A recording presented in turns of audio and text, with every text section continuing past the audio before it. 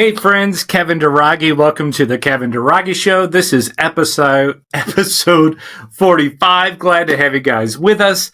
Today we're going to be talking about burn the boats. So I am super excited for this. The timing of this and all that is pretty amazing. So we are recording this around, Easter. So it's just kind of ironic, all these things that come together to make an episode. In this particular case, I believe in hard work. Hard work is when you just do the things, you grind, and you just keep showing up and making things happen.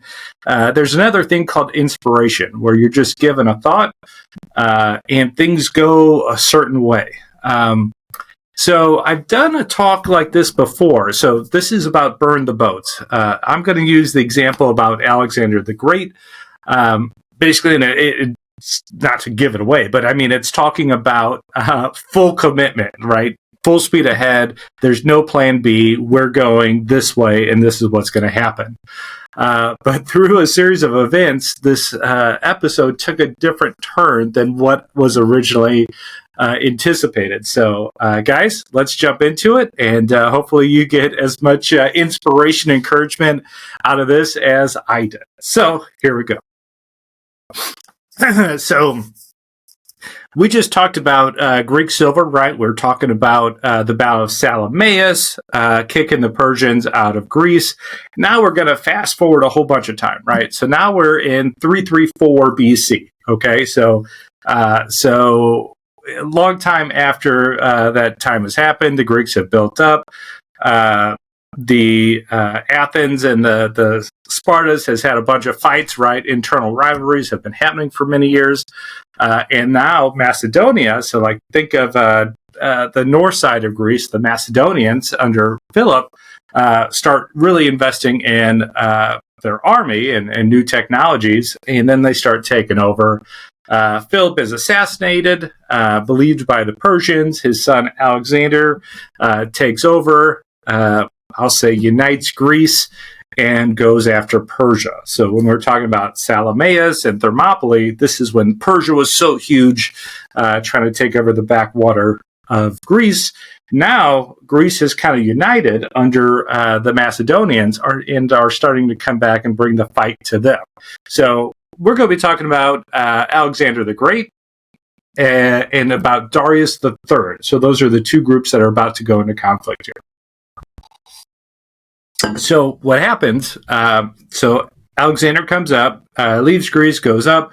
Typical is you go through the Hellespont, that's like Dardanelles or where Constantinople or Istanbul is now. Instead, he takes his boats and then comes over and lands at the northwest of Turkey, right around a place where they believe the Troy was, right? So when the Battle of Troy was there, roughly they think this is where he landed.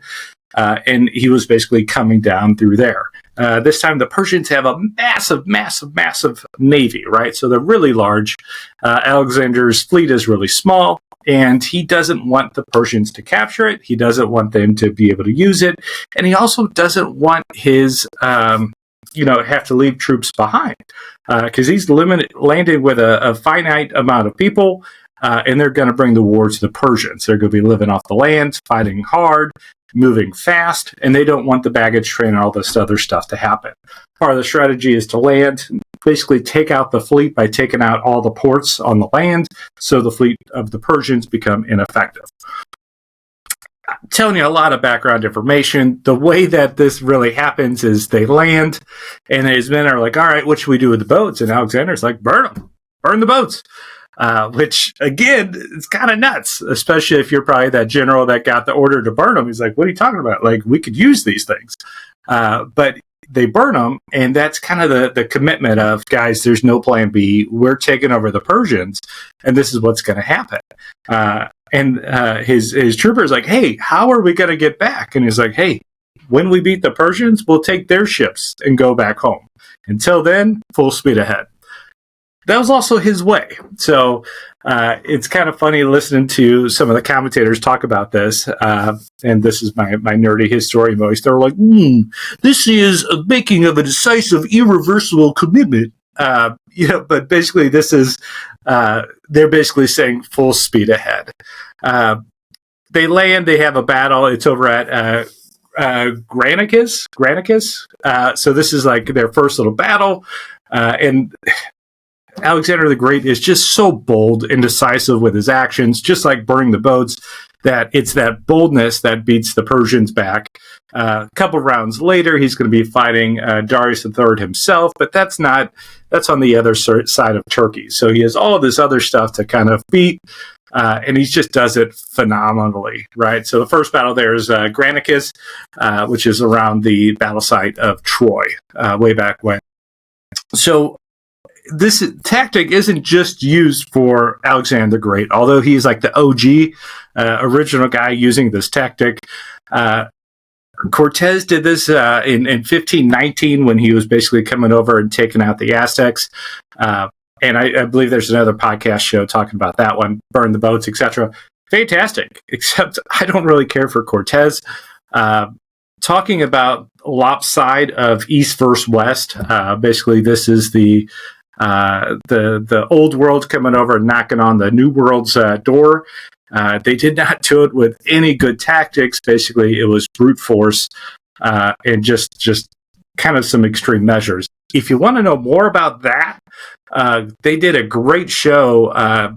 Jared Diamond wrote a book, Guns, Germs, and Steel. Great book, fat book. But also they did a 3-part on Amazon Prime if you want to get it. Fantastic. Great way of looking at the creation of the world, etc. So I'm not doing that one because I don't like the subjugation of the New World as much. But I do like Alexander the Great and his conquest of Persia. Yes, I'm partial. I get it. Let's move on. So this is where my story takes a different turn. This is where I go typically, like if you think about the gifts that we talked about in Greek Silver, I like to use historical people or kind of crazy business ventures to talk about. But I was doing my research for this, and I just happened to meet my friend Bridget, and I was telling her the essence of what we were talking about. She's like, Kevin, I feel like I'm doing that right now. Okay, like, are you invading Persia? Like, what are you doing? And this is where the inspiration of some of these stories is. I'm just going to tell you in my words some of what they said, so just bear with me. These are real people in my world, all friends. But Bridget goes, Kevin, I feel like I'm doing that right now. And I'm like, okay, like, go on. She's like, well, a couple years ago, my mother-in-law gets sick. She's in the hospital. She's on, she comes on life support, and her husband, Bridget's husband, he and his brothers had to make a decision that the mom wanted, right? But they still had to do it and basically take her off life support. She didn't want to be a vegetable. So they make that decision. It's a hard decision. And she passes. 3 hours later, he comes home and has this massive stroke. Does a lot of damage, and physically he has not recovered to his former self. He now walks with a cane, and there's some troubles. And Miss Bridget, her burn the boats is, she's like, hey, I made a commitment to my husband and to God that this is my husband, this is my guy. For the rest of my life, for the rest of our lives, we're going to do this together. And her commitment was thinking like, hey, this was going to be our golden years. We're going to retire together and live happily ever after. Instead, she has to do a lot of caretaking, right? She has to be a caregiver to her husband. And it wasn't necessarily what she was looking for. And I guess that concept, I mean, if you go back like to our core principles here, it's like the most important real estate is between your ears. Your personal drives your professional, and it's all about relationships. Why wasn't I thinking about these relationships? And here she is, caring for her husband, like, hey, my burn the boats is this guy. I'm with him. And she is a woman of faith, and she says, his body is broken, right? He can't fully do all those things, but because of this stroke, because of this damage, because of what he's gone through, he now has a faith in God through his son Jesus, and it makes it all worthwhile. I mean, think of that commitment. that's a crazy story of devotion, of burning the boats towards an objective. And it wasn't the way I was designing our talk to be, but I think that's also why I loved it so much. So I went and I was like, you know what? I'm going to ask some other people. And through these conversations, these are friends. So Steve was a student of mine. And, each of these stories just blows my mind of how fantastic. And you think this is just like it doesn't happen in real life, but it does. It happens all around. So Steve is a third generation carpenter. Which is awesome, right? This is just in his blood, in his DNA. But it's been a hard pass down. There are traumas that go generations, right? And there are chains that a father gives to a son, that gives to a grandson, which gives to a great, right? This stuff is real. These traumas are real, and it passes on. And it was basically passed to Steve's dad. And when it was time for his dad to pick up the reins and run the business, he passed and gave it to Steve. Because we have a lot of talks about leadership, and not a dig against the dad, but man, these burdens are heavy. And instead, he gives it to his son, who's really young, to be carrying such a burden of business and growing up and all these things. So here he is running a business, right? All the highs and the lows and all the stress and the pressure that goes with it, getting jobs, fitting jobs, running the crews, all the stuff, doing the work. There's a lot of stress, and everybody has their own versions of letting out some steam. And Steve at this time was using kind of like what a lot of us do, right? He was using alcohol and drugs and women. He had a girlfriend. And he and his girlfriend got high a lot. And when I'm saying drugs, like some of these drugs are some pretty hard stuff that you normally don't come back from, and that are highly addictive. And his girlfriend finds out she's pregnant. And Steve has this moment where he wakes up, right? We wake up at the steering wheel of life sometimes, and Steve wakes up and it's like, hey, I'm going to be a dad. I can't be doing some of my old ways anymore. And he starts to change it. And he started with self-mastery. So becoming sober, eating healthy, physical body and strength, mental and habitual work, right? Meditations and spiritual work and detoxes, and not like serious stuff. So he detoxes once a quarter. He for a long time he only had boiled food and would have to drink just super strict with what it is he's doing. He's now opened some of that stuff up a little bit more, but he went from basically being a user, an addict, to becoming like, I think, fourth in the nation for like body work, Mr. Health and Fitness or something like that. His story there is crazy, right? So he wakes up and he starts breaking the chains, right? The stuff that was inherited, he wants to stop with him. And he basically stopped all this stuff so he could become a dad. So he goes to get his son, right? His son now is growing up, and the son now is in an abusive relationship with the girlfriend, right? The girlfriend and her new boyfriend don't have Steve's same commitment, and goes through a long court battle, long by years, I mean. And he's in a bad situation, and Steve is trying to pull him out.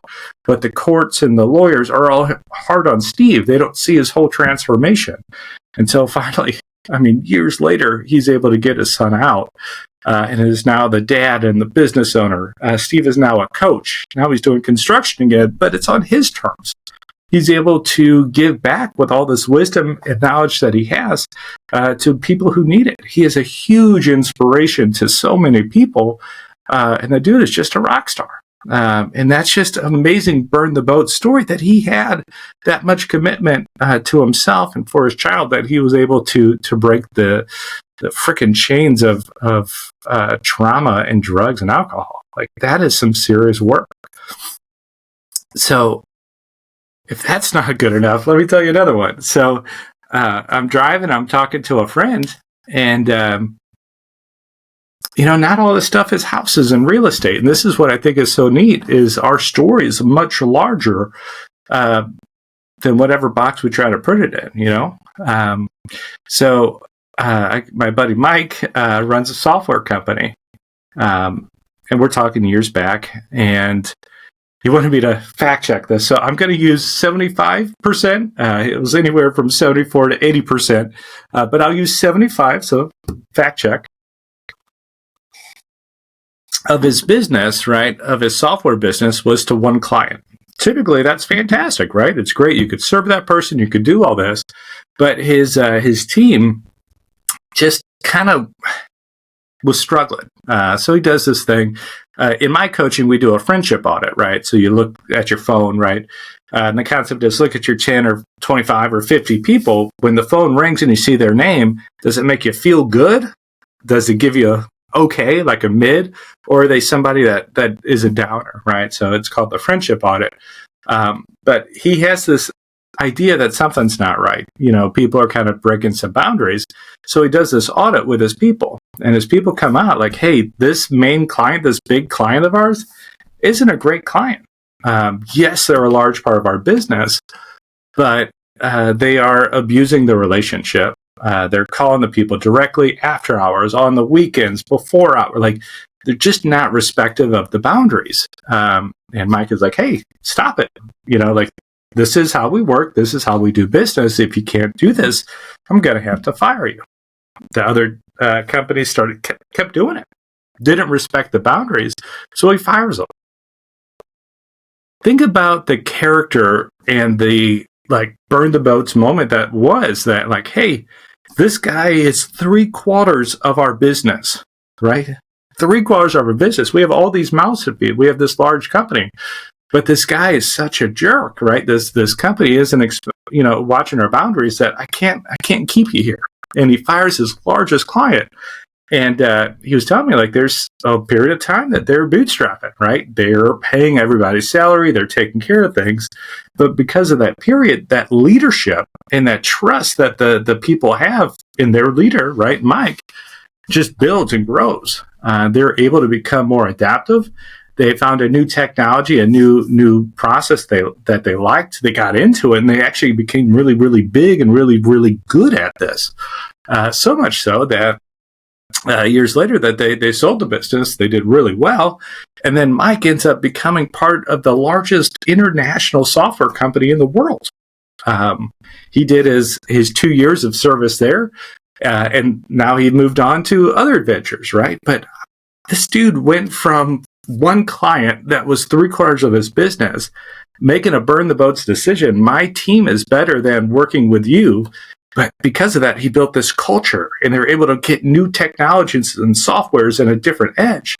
And it became one of the largest ones out there, which is just amazing, right? Talk about making a good decision and good leadership and leading their people, right? So that hard decision was able to really maximize and help a lot of other people. So work with me here. So I told you this is around Easter, and I was sitting during a Good Friday service, and it's all this stuff is just roaming around in my head, and I'm thinking about all these stories that I have, and how could I not bring up the biggest burn the boats decision out there? And guys, it's Jesus. So God, the CEO of the universe, brings his son to earth to be born, get, raised, all this stuff, grows up, and then go through a period of, 3 years of ministry is all he really had. But let me just focus on that last week. So it's Holy Week is what we call it. But on Palm Sunday, he's treated as a king, right? Being shepherded into Jerusalem, right? They're laying down their palms, Hosea in the high, all this excitement, right? Here we go. This is our guy. 5 days later, guys, he's betrayed by a friend and crucified. He died a sinner. He died a beggar, a thief's, a horrible death. One that he didn't do anything wrong, but he did that. He died for us, for our sins. He was betrayed by a friend and died for us. So think of it this way. A hero or a fanatic can die for a person or for a cause. But only a Savior can die for our sins and then come back and ascend into heaven. Pretty cool. It's hard to top Jesus' burn the boat story there. And I know I did not give that full justice, but work with me. It was about 18 years ago. If you go back and listen to Tale of Two Coaches, that's my story. But it was Holy Week that I actually became my relationship with God. Mine was a little bit different, but I personally was brainwashed and kind of, it was a crazy time there. For a long period of time, I was in a interesting relationship with one of my coworkers, and eventually I got baptized into a cult. Not something that you get really excited to go tell people. But guys, this is real. This is authentic. And I should feel a bunch of shame and guilt on this, but the more I've actually shared this story, the more I find that it's not uncommon. And that people really don't talk about the shame points. And that's why in our podcast here, we really like talking about the struggles and how people overcome it. But what I really want to talk on this burn the boat subject here is I wasn't the hero here. And it truly was my wife, Cammie. When I got home, I was in a dark, dark place. We had a condo in Asheville, North Carolina, and I am on my knees praying that my wife has a car accident so I don't have to tell her what I did. She didn't, thank God. She gets home, and I tell her what I was doing or what I did, and she needs to leave and get out of here and all this stuff. And this was her perfect time. She could have just left, but she's like, Kevin, you're not right. We need to get you some help. So we called my sister. We called George, my boss and friend. They all lived there. They came over. Jeannie, my sister, was there that night. George was with us in the morning. We started, we ended up talking to a priest that morning. We did this. My parents flew in from California. Like, everybody just converged and helped me wake up. So this story, none of that would have happened if Cammie didn't step up going, hey, you're not okay right now. Let me help you. I know you said this, but I know that's not who you really are. And she was there for me. And I mean, if it wasn't for her doing that at that time, I wouldn't have these 3 amazing kids. I have 3 amazing boys that are here because she stood up that day. If it wasn't for her standing up that day, we have hundreds, if not thousands, of people that would still be asleep at the wheel of life that have been inspired through our podcast and our interviews here. Just quick plug, we have almost 3,100 downloads. That doesn't mean the likes and interactions or anything like that, but those are the downloads on the podcast. And now we have international listeners. So guys, awesome. Thank you for following and liking us and helping this grow. But here's a weird part is, it's not a weird part. Those people have woken up and are becoming more successful in life. We have reports of a handful of people that have said they wouldn't be here at all if it wasn't for this podcast and some of the people here really stepping into this role, kind of exposing the fact that we don't give mental illness or some of these relationships a lot of credit. In a lot of our podcasts, we talk about people going through failures, huge stresses and burdens where they think they're a failure and they want to just give up. But they don't. They get back into the ring. It's one of the reasons I love that quote.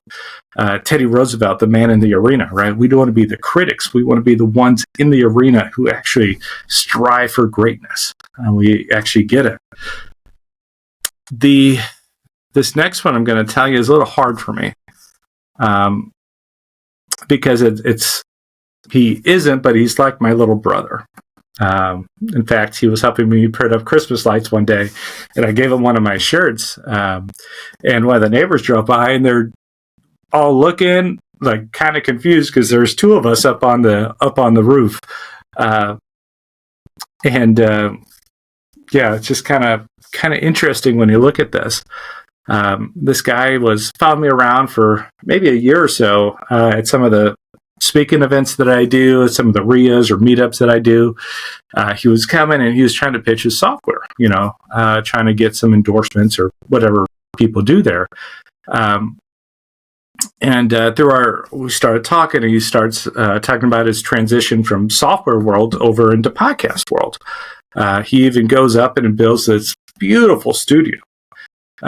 Made all these palette arts and all this, the background and all these things and all the microphones and soundproofing and all this stuff, right?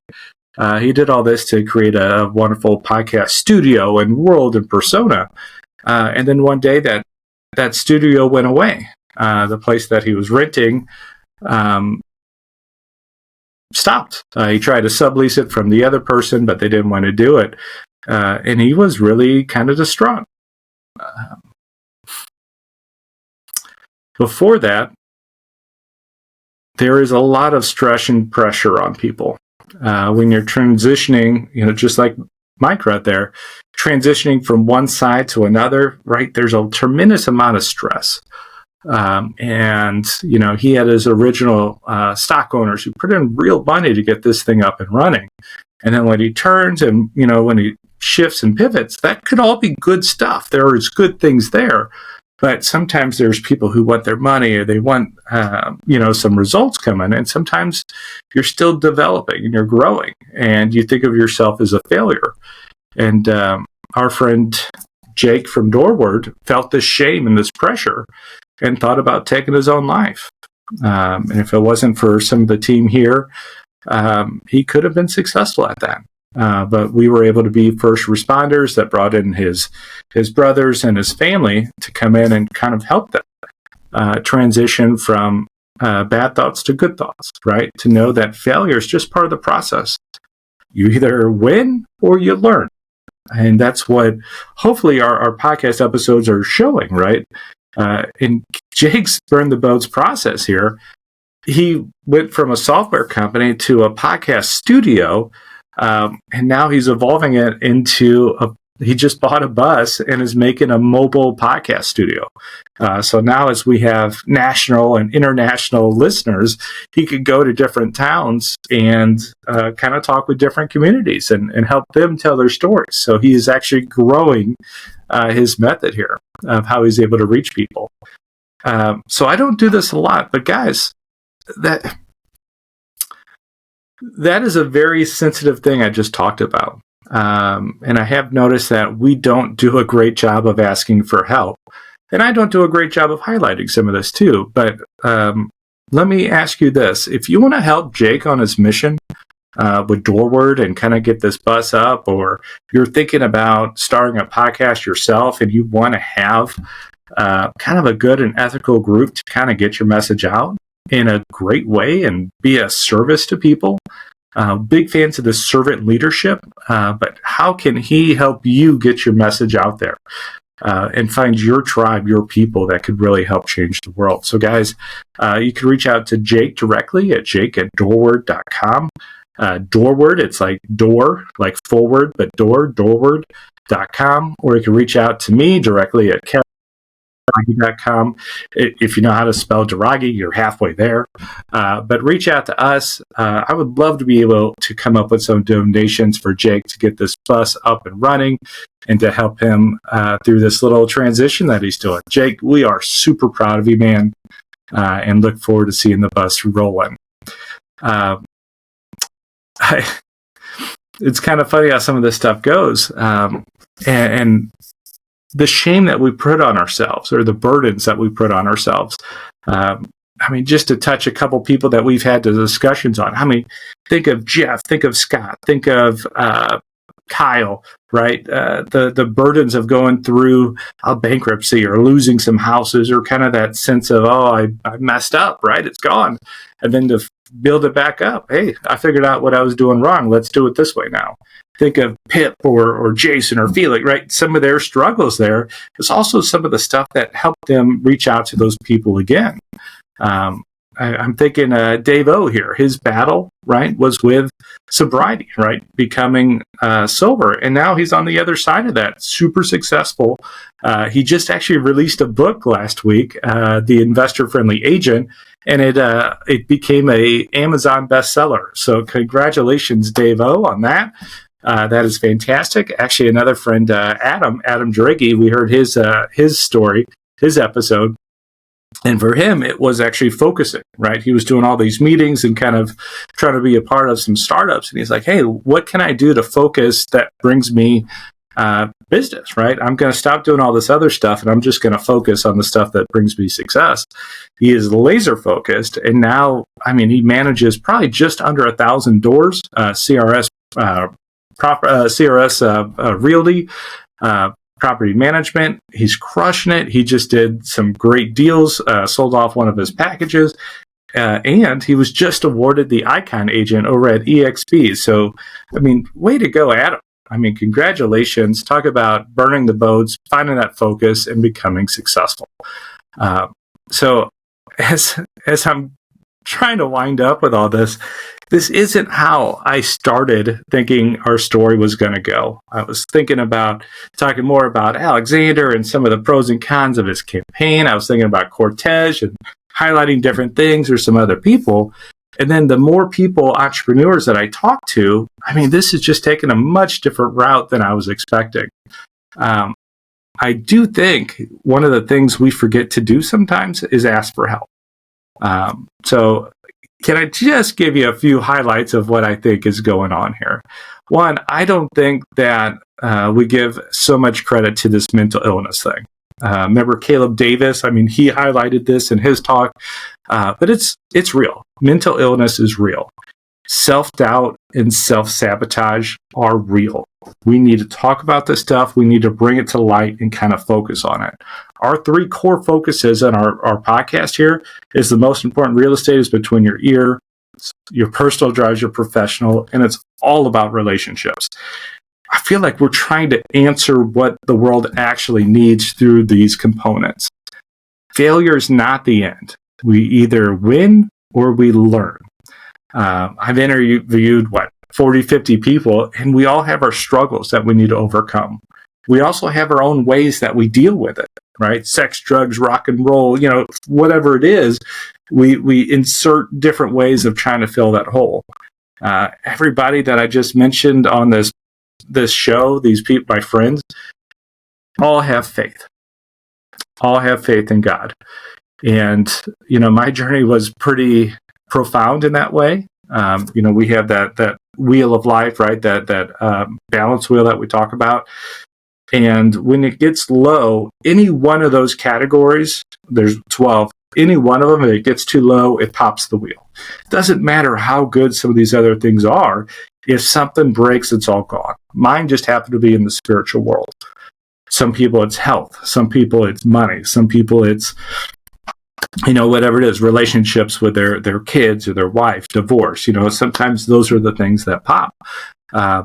And mine just happened to be spiritual. And I think not a lot of people put faith as something high on their to-do list. But I really, really encourage you guys that you do. And I would ask that you do it through relationships, not just religion, right? Find your relationship with God. If you ask, he will answer. It works.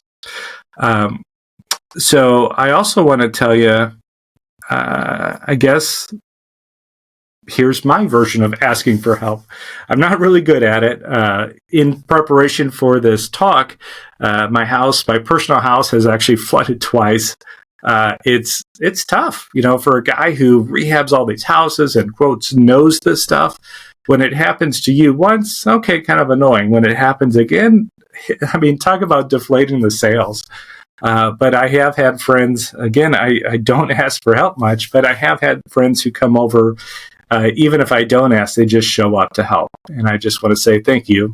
I think you guys know who you are, but I really do appreciate what you guys do for us, personally and professionally. That said, on this asking for help, we're about 3/4 of a year into this. We now have international people listening to us. We have a lot of good things that we've done, but I really don't take this time to ask for anything. I'm not selling you anything. I'm not really pushing any agenda. And all these expenses have been just out of pocket so far. So I do want to start kind of talking about this, right? So my wife and I are looking at building a house, and we have our rentals, and I have a passion for real estate, especially home ownership. But what I want you to know is I do some stuff here, and I want to start telling you guys about it. And it's kind of weird. I'm more of a helper, not asking for help. But here's the thing. I am introducing, I kind of brought this up to some friends, and I've had actually a bunch of people step up and say, Kevin, how can I help? So I'm just going to give you a quick little plug here, but I'm going to start opening this up for sponsorships, right? People who say, Kevin, I like the message and I want to help. So far, even with a short period of time, I've had a handful of people come out and say, Kevin, I want to be a part of it. So Lois Manns of Farmers Insurance, she's been with me, 7 or 8 years, helping with all my insurance stuff. Kevin, I got your back. What do you need? So I'm going to be doing a little conversation with her about how she overcame what she was doing. And now I just did the math. I think she's 0.006% agent for Farmers Insurance worldwide. So she is a fantastic person and a huge supporter of us, and now she's becoming a sponsor of the podcast here. So thank you, Lois. I also have Greg of Upright Construction. Greg does like all my roofs, my gutters, my siding. He's been with me also for many, many years. He's great to work with, respectable, all this stuff. And Greg, thank you so much for all the stuff that you do for me and Upright Construction. If you're going to do it upright. Last week I was talking about this, and Adam, who I just actually gave a lot of props to there, he's like, Kevin, what do you need? And I was like, Adam, I could actually use a little help. He's like, done. Like, how can I be of service to you and what you do? So I'm like, Adam, I appreciate it. So CRS Realty, the property management company, is coming in, being a sponsor for us as well. I have some money guys, Essex Mortgage. So Peter and Tom, they do all the traditional lending and stuff like that, but they actually are trying to get in, well, not trying, they are in the investment world now. So they have a near private lending experience, so investors could get in, get all the money that they need to purchase and rehab a house. And then they also have services like DSCR loans and other ways of helping you refi after your initial investment there. So you could go into more traditional or new kinds of ways of building a rental portfolio. So thank you, Essex Mortgage and Peter and Tom, for what you do. I also have had some private donors reach out and donate some help to bridge this gap and get this message out to more people. So obviously, I would love for you guys to help. You can reach me directly. It's kevin@kevindaragi.com. If you want to become a vendor or a donor of some of the services, that's fantastic. But if you don't have that inside you, it was brought up that if we wanted to get our message out, we need to pay for ads. We need to go shoot over here. We need to go do these things. And we're making a conscious decision that that's not what we're going to do. We are going to focus on building an authentic and organic community. So I need you guys to to subscribe, to share, to comment on our social media. We're going to start doing some more interaction things where we can start talking back and forth and building and strengthening the community that we have together. So guys, whether you donate that way or you donate through your likes and shares, I would love it. So call to action, guys. I want you guys to, if you haven't, wake up at the wheel of life. We do a lot of this stuff for corporate America or for entrepreneurships that think they're alone out there. You're not. You have the same struggles as we all have. So if you are trying to go through that, but you need a little help, guys, we made a life course. It is truly life-changing. I was being a little selfish saying you needed me to hold your hand going through the process. We have now made it so you could actually buy it and go through it yourself, or you could buy it and go through it with some friends and kind of work on it that way. I am a huge fan of going through it and sharing the experience with people. So if you can, guys, I highly recommend that you do that. That's for sale on our website, kevindaragi.com.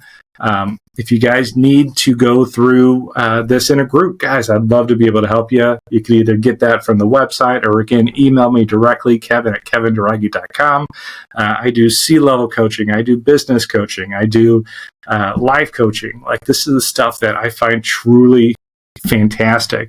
I love to speak to the leadership of the company, right? Help me help you in whatever ways we can. Guys, I do real estate. My business there is Restore STL. So restorestl.com. We're in St. Louis. But I have a passion for making home ownership. I feel that if you're an agent, you need to be around like-minded people. Agents need to be involved in real estate investment themselves, either building their rentals or connecting the dots or doing some, so they have a little bit more of that wealth that truly is sitting there. If you are an agent and you want to be around like-minded people, guys, join us at EXP. Dave and Adam and myself, we're there with Cashflow Nation. We're here to kind of build a safe community for you in non-traditional ways, right? So there's a lot of stuff. Think of it as built-in coaching, right? Just in the downline. So stuff to think about, and the people there who truly plug in are really doing well.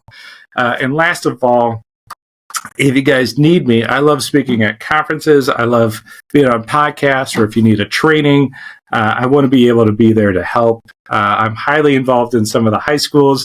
I actually have a large subscription of high schoolers. So guys, thank you for liking and following. So I do appreciate that. I'm involved in some of the high schools, whether it's the business classes or the entrepreneur classes. If you need me to speak or grow or something there, please reach out. I would be happy to do some of those things. So I think we need to learn how to live without this shame, this embarrassment, but instead live with this authentic life with our purpose. The idea that somebody's perfect really doesn't exist. The word guru just kind of makes me sick, thinking that somebody has all the answers. Somebody might be good in their niche, but doesn't mean they're good across every boards that they've ever had. But I do think success leaves markers. There are habits that successful people do, and we could start building that, right? Your old self can't be that future successful self. There's things you got to change or adjust. And that's where the idea of the servant leadership comes in. Like, how can I help you become better? Because the more I teach and train you with anything that I might be good at, it raises us both up. And then the same people that pour into my life and pull me up, they get better too. It's really just leaders building leaders, or another way of saying that is disciples making disciples. We are at war, and it's with our own mediocrity. We must burn the boats of our self-doubt and passionately pursue our true purpose of our future self. Guys, I've enjoyed this conversation I've had with you. Again, this wasn't the way that I intended it when I started it, but I believe it's been fun to highlight stories of real people and their authentic selves and their struggles and what they've overcome. I hope that you guys have enjoyed going through this process. And if you're going through these struggles, one of the best ways to get over it is start to reprogram your mind. I used to do this in some of the talks I used to do. I used to run live events, and I would leave on affirmations. If you don't know what affirmations are, it's a way. Think of some of the songs. Think of Unstoppable, right, by Sia, S-I-A.